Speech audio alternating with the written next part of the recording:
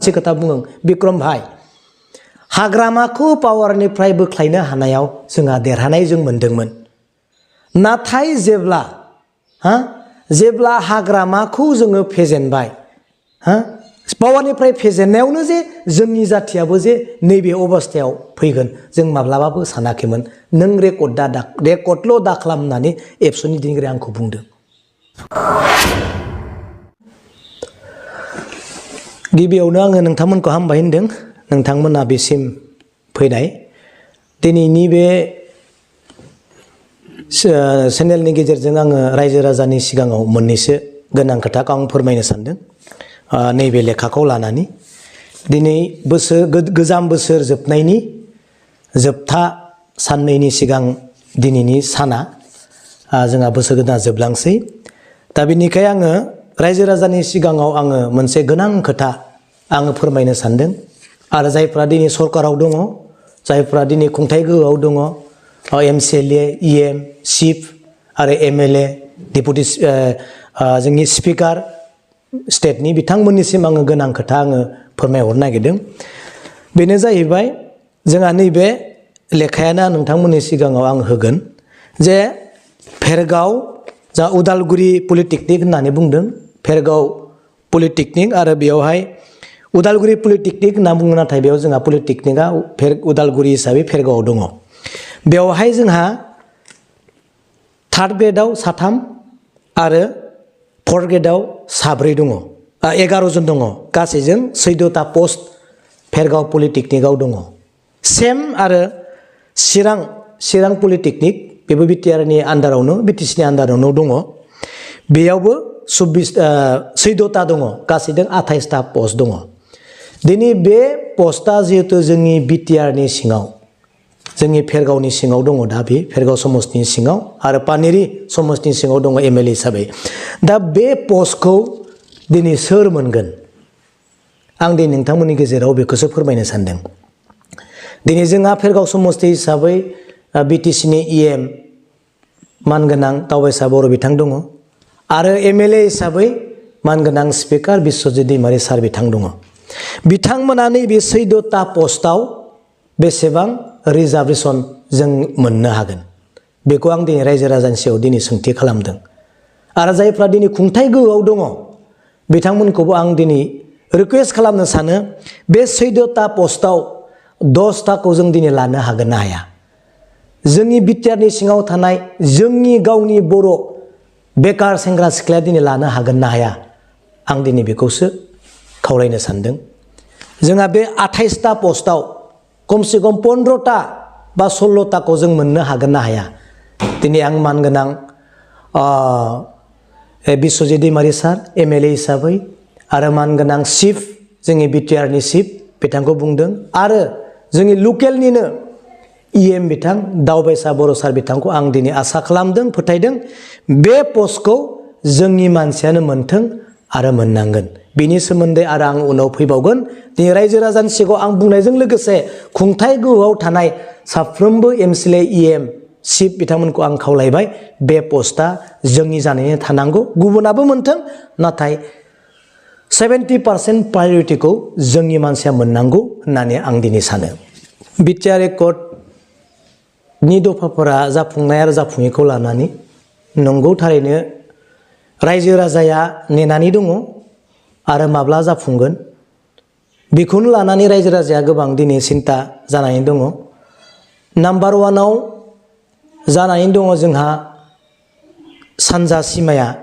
माब्ला बारायगोन नाम्बार 2आव निस्सय रायजो राजा बेखौनो सावरायो रन्जन दैमारिजों लोगोसे बेसेबां केडारफोर दङ एनडिएफबि एक्स एनडिएफबि बिथांमोनहा माब्ला गगोन हयथ' नाम्बार 3आव दङ जोंनि बिटिआरनि पेकेज जिथु जोंहा एग्रिमेन्ट खालामदोंमोन बिटिआर एकर्डआव बिनि फैसाया माब्ला फैगोन आरो स्कुल प्रभिन्सियेलाइजफोरा माब्ला जागोन आरो एनडिएफबि बिथांमोनखौ जिहेतु जोंहा पारामिलिटारिया होन स्पेशेल मोनसे रिक्रुटमेन्ट होनायनि बेबस्थाया माब्ला जागोन आरो जोहोलाव सेंग्रा सिख्ला जायफ्रा दिनै जोंनि बिटिआरनि सिङाव दङ बिथांमोननि एपइन्टमेन्ट होनाया माब्ला जागोन आरो बिथांमोना माब्ला साख्रि मोनगोन बेखौ निस्सय रायजो राजाफोरा दिनै नेनानै दङ आरो दिनै जायफोर दैदेनगिरि बिथांमोना खोथा होबोगासिनो दङ जे जाफुंगोन जाफुंगोन जाफुंगोन आरो मावफुंगोन, नाथाय दिनैसिमबो जोङो नुनो मोनाखै। अब्ला रायजो राजाया दिनै बेखौनो साननानै दङ जे दिनै खुंथाय गोहोआव सोर दङ? नोंथांमोनाबो दिनै मिथिगोन, बयबो मिथिगौ। दिनै बिटिआरनि एकर्डनि फैसा जिथु फान्डिं जिथु 1500 कौटि फैनो गोनां दिनै हराखै। हरिया सोर? बिजेपि, नङा होमबा? बिजेपि गभर्नमेन्टआनो हराखै। दिनै जोंहा सानजा सिमा बारायनायनि खोथा दङ, हा बारिगोन होनबाय थादों, नाथाय बारियाखै। बारिनि सिमा बारिनि गोहोआव सोर दङ? बिजेपिआनो दङ। दिनै स्कुल प्रभिन्सियेलाइजआ दासिमबो जायाखै। दिनै जाहोयिया सोर दङ?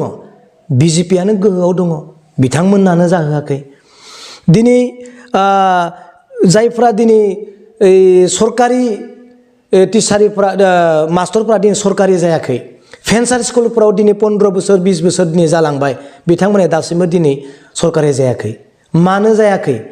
दिनै बिजेपिआनो खालामाखै। दिनै रन्जन दैमारिया सोरनि समाव गनांगौ? बिजेपिनि समावनो गनांगौ, नाथाय बिनि जेबो दिनै फिथाइ गैया, गाज्रिसिनसो जाबाय। दा बेखौ सोर खालामदों? बिजेपिआ खालामाखै होमबा? आरो दिनै बिजेपिजों सोर लोगो? प्रमद बर' बिथांनि गभर्नमेन्टनि लोगो, प्रमद बर' बिथाङानो लोगो। दिनै बिनिखायनो आं बेखौ बुंनो सानो नोंथांमोननि सोंनायाव, दिनै जेसेबांखि दिनै बिटिआरआव दफाफोरा जुदि जाफुङाखै, जाफुङैनि आन्दोआव सोर दङ? बिजेपिआनोथ' दिनै मावाखै। अब्ला दिनै फैसा हरियाबो जुदि बिजेपिआनोबा, बिथांखौनो दिनै लाना फैनानै, बिथांमोनखौनो लाना फैनानै जों दिनै आर'नाइ गानहोफायो बिटिसिनि दैदेनगिरिफोरा। दिनै स्कुलफोरखौ प्रभिन्सियेलाइज खामिया दिनै बिजेपिआनोबा, बिथांमोनखौनो आर'नाइ गानहोफैयो जोंनि बिटिआरनि दैदेनगिरिफोरा, नङा होमबा? दिनै सिमाबारिया बिजेपिआनोब्ला, बिथांमोनखौनो दिनै लाबोनानै खुलुमफैयो, फिथा हास'फैयो जोंनि दैदेनगिरिफ्रा। अब्ला नाय, स्कुलखौ दिनै प्रभिन्सियेलाइज खालामाबा, बेफोरखौ दिनै दाननो नागिरबाय, एबलाइज खालामनो नागिरदों। बेसेबां हाजार जोंनि बर' स्कुलफोरा दिनै हाबनानै थागोन, दानजागोन, बिनि फिथाइखौ जों उनाव नुगोन आरो बिनि तथ्यखौ नोंथांमोननो होगोन। जुदि स्कुलफोरा दानजामारोब्ला, स्कुलफोरा जुदि प्रभिन्सियेलाइज जायाबा, जोंनि इयुन सेंग्रा सिख्ला बेकार जोंनि स्कुलफ्रा थैलांगोन आरो बिथांमोना बबेयाव एपइन्टमेन्ट मोनगोन? अब्ला बेफोरखौ दाननाया सोर? बिजेपि नङा होमबा? अब्ला बिजेपिनि लोगोआ सोर? प्रमद बर'नि गभर्नमेन्टआनो बिजेपिनि लोगो। अब्ला बेसेबां क्रिटिकेल? दिनै नोंनि फादारा बिजेपिनि नेता, नाथाय नोंनि स्कुलखौनो दाननानै होबाय, अब्लाबो दे दिनै गारियाव गाखोना नों बिथांखौनो माला सोहैयो, नङा होमबा? बिथांखौनो माला सोहैयो। दिनै सिमाया बारियाखै, सिमाया बारियाखै, बारि नांगौमोन, बिजेपि सरकारनो बारि होनांगौ, बर्तमान बारिथ'वाखै, नाथाय बिथांमोनखौनो दिनै आर'नाइ सोनानै दिनै खुलुमहैयो। जोंनि सिमाखौ बारियाबाबो जों नोंसोरदोनो दङ, जोंनि फैसा मोननांगौखौ हराब्लाबो जों नोंसोरदोनो दोङो, जोंनि गथ' गथायनि साख्रि मोननो गोनां 3rd ग्रेड 4th ग्रेडखौ दिनै दाननानै दोनदोंब्लाबो जों नोंजोंनो दोङो होननाय बायदि जायाखै होनबा? दिनै जों बिटिसिनि दैदेनगिरि जायफोरा दिनै रायजो राजा, बिजेपिनि नेताफ्रा बिटिसिआव फैबाय, फैनानै हाजार हाजार मानसि नुलांबाय, सानबाय जे जों बिथांमोनखौ दिनै थाखा फैसाजों डेमरलाइज खालामबाबो, बिथांमोनखौ जोङो नासयब्लाबो बिथांमोना जोंजों दङ माथो। 3rd ग्रेड 4th ग्रेडनि साख्रिखौ जों होनो स्कपखौ होआखैब्लाबो बिथांमोनानो जोंजों दङ माथो। स्कुलफोरखौ प्रभिन्सियेलाइज खालामाखैब्लाबो बिथांमोना जोंजोंनो दङ माथो, नङा होमबा? अब्ला दिनै जोंनि मावनांगौआ मा?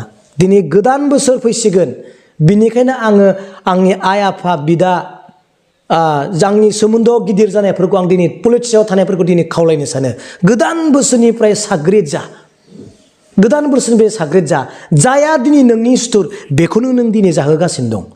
जाया नोंनि इयुनखौ दिनै जाख्रुबनो नागिरबाय, अट'मेटिकेलि 50% दिनै जाख्रुबलांबायानो। अब्लाबो दे दिनै बिथांमोनखौनो खुलुमनो जों दिनै थाङो, बेसेबां क्रिटिकेल। बेनिखायनो दिनै आं खावलायदों, गोदान बोसोरनिफ्राय गोदान मोनसे थांखिखौ लानानै रायजो राजाफोरा दिनै आवगाय, आं बेखौ दिनै खावलायदों। बेथ' बयजोंबो सावरायजानाय मोनसे टपिक।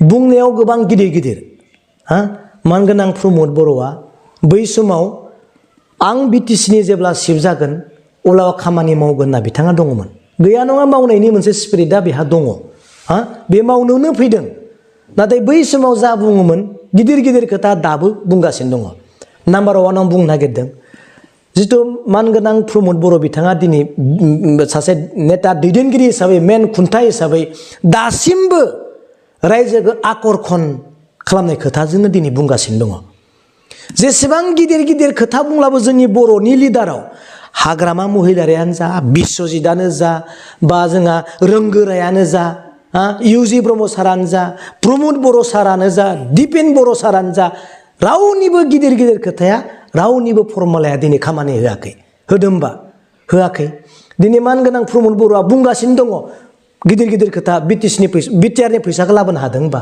हायाखै स्कुलफोरखौ प्रभिन्सियेलाइज खालामनो गोनांमोन गिदिर गिदिर खोथा दासिमबो बुंगासिनो दं बै समाव फरेस्ट आफादाव जा बुंदोंमोन दाबो बेखौनो बुंगासिनो दं खुगाया एखे दङ नों बे स्कुलखौ प्रभिन्सियेलाइज खालामनो हादों होनबा थार्ड ग्रेड फर्थ ग्रेडनि माबाखौहाय साख्रिखौ होनो हादोंबा होनो हायाखै दिनै सासेबो साख्रि होनो हायाखै स्टेटआ जा रानना हरदों नैबेखौ नों एपइन्टमेन्टखौ रानना होनो होननानै बुङो दिनै बेखौनो राननानै होयो मानगोनां बिश्वजित दैमारि बिथाङा बर'नि गेजेराव सबनिसाय काउन्टार होनो गोरों आरो खोथा बुंनो रोंग्रा बेक्तिमोन बेखौ बयबो मानियो गोसोखाङो बिथांनि काउन्टारफोरखौ बै समनिखौ नाथाय बिथाङा जेसेबांखि समस्थियाव फैनानै गिदिर गिदिर खोथा बुंफाया मानो नों स्कुलखौ प्रभिन्सियेलाइज खालामनो हादों होनबा हायाखैना नों थार्ड ग्रेड आरो फर्थ ग्रेडनि खामानिफोरखौ साख्रिफोरखौ होनो हानायनि बिथाङा मोनसे बुंनो हादोंबा हायाखै मानगोनां दिपेन बर' बिथाङाबो दिनै नाजागासिनो दङ दिनै मावनो थाखाय गिदिर गिदिर खोथा प्रलबनफोरखौ होलाबायदों दिनै बिथाङा सिमा बारायनायखौ फोजोबनो हादोंबा हायाखै हादोंबा हायाखै अब्ला दिनै जोंनि मावनांगौआ मा दिनै मानगोनां प्रमद बर' बिथाङा दासिमबो जिहेथु बुंबाय थायो जाफुंगोन नोङो नाय बै कार्बि आलंनि एसटिखौ हादोंबा एकर्डआवनो दङ जाफुङाखै बेनिखायनो जेसेबांनि गिदिर गिदिर खोथा बुंब्लाबो जोंनि बर'नि लिडारफोरनि खोथा बुंनाया जेब्लायबो फर्मुलायानो दिनै जेबो खामानियाव होआखै बिपिएफआबोथ' एमएलए स्टेटआव दंहैयो बिजेपिनिनो दोङो नङा होमबा माबा मोनसे एरलाबनो हादों होनबा हायाखै सेम अब्ला जोंनि सुथुरा सोर जों मिथियो खिन्थु रायजोआ दिनै हजाग जानांगोन हाग्रामा महिलारिखौबो जुदि बोखांनोबा दिनै प्रमद बर'खौबो जुदि बोखांनोबा बिथांमोननि नेगेटिभ रायजोआ दिनै रल लानांगोन नङा होमबा बिथांमोनखौ जों बोखांनोबा बिथांमोननि नेगेटिभ जों रल लानांगोन जायफ्रा जोंनि सुथुर बिथांमोनखौ जों दिनै फेजेनोबा बिथांमोनाथ' मोनसे ट्रेबाव गोलैना थानायसो प्रमद बर' सारानो होन मानगोनां हाग्रा मुलि बिथांमोनानो होन बा बिपिएफआनो होन इउपिपिएलआनो होन रायजोआ जोंहा हजाग जानांगोन आं दिनै बेखौसो खावलायो आङो दिनै नोंथांमोननि गेजेराव बेखौनो जा मिथिदों आं बेखौनो बुंगोन आरो बांद्राय मिथियाखैबाथ' बुंनानै लाब गैया रायजोखौ बोरैबा खालामनाय जायो दा बेनो जितु जोङो निउसाव नुदों पेपाराव नुदों बेनो जुदि फाइनेल ड्राफ्टिंबा बे ड्राफ्टिंखौनो जुदि गभर्नमेन्ट अफ इन्डिया माबायाव सेन्ट्रेलाव जुदि हरबायब्ला आं बुंदों मानगोनां प्रमद बर' सार मानगोनां इउजि ब्रह्म सार आरो मानगोनां जोंहा सिनियर दानि स्पिकार आरो बिश्वजित दैमारि एमएलए सार गोसोआव लाखि जुदि लकसभा क'क्राझार सिदा एसटि नङाब्ला दायनिगिरिया नोंसोरनो जागोन जिथु जों ड्राफ्टिंआव नुदों बेयो एसटि नङा होमबा एसटि नङा जुदि बेनो फाइनालब्ला आरो बेखौ दिल्लीयाव थांनानैबाबो सालिजारिनाय दिपेन बर' सार नोंथाङा बुंखादों नंगौ नोंथांमोनाबो नाजादों बेनो जुदि फाइनालबा डिसिसना नोंथांमोननिफ्राय जानांगोन जों नुखाबाय सानैसोनाव बिनि क्लियारखौ नुगोन एमएलए बबे एसटि सिट जोंहा नुनाय बायदि फेरग'आ एसटि नङा टंलाया एसटि नङा होमबा जोंहा गरेस्वरा एसटि नङा एमएलएनि माबाखौ बुंदों आङो एमएलएखौ एसेम्ब्लिखौ आरो खिन्थु जोंहा एमपियाथ' नङा क'क्राझाराबो एसटि नङा जों ड्राफ्टिंआव नुदों उदालगुरियाबो एसटि नङा अब्ला मा जोंनि मोनखानायखौनो जोंनि जुदि खोमायोब्ला बयनिख्रुइ दुखु आरो मा आं इसोरखौ हामबाय होनो दानि दिनाव ओरैबायदि डेन्जार लिडारफोर दङ जोंनि बर'नि गेजेराव दै हारिनि सुथुर होनबाबो दिनै गोरोन्थि गैया खामजादोंसो ना खामनो होननासो खालामदों बै समाव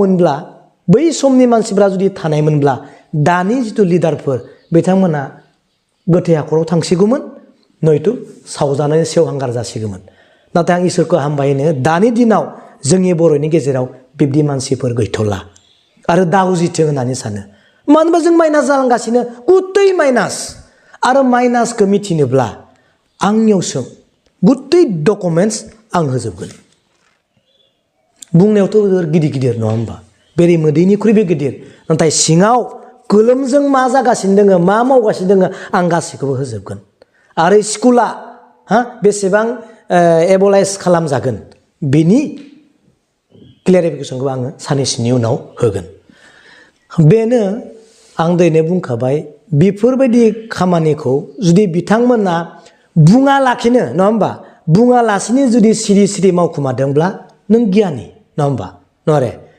जुदि बुङाखैब्ला सिरि सिरिल' थानायजों लोगोसे नों जुदि खामानिखौनो जुदि मावाखैब्ला बिथांमोनाथ' बुंखाबायानो नङा होमबा जोंनिफ्राय मानो बुंनो हाया दे जों मानिबाय जे नोंथांमोना सिरि सिरि मावगासिनो दङ मानगोनां मिहिनीश्वर सार बिथाङा मेथाइनि गेजेरजोंबो फोरमायगासिनो दङ रायजोआ दिनै मा जानो थांगासिनो दङ मोनफ्रोमबो मेथाइखौ खोनासं मिहिनीश्वर सार बिथांनि मेथाइखौ बिथाङा बुंगासिनो दं जोंनि हारिया अलखदाव थांगासिनो दङ बिथांमोना थाइसे दिनै कुनु फान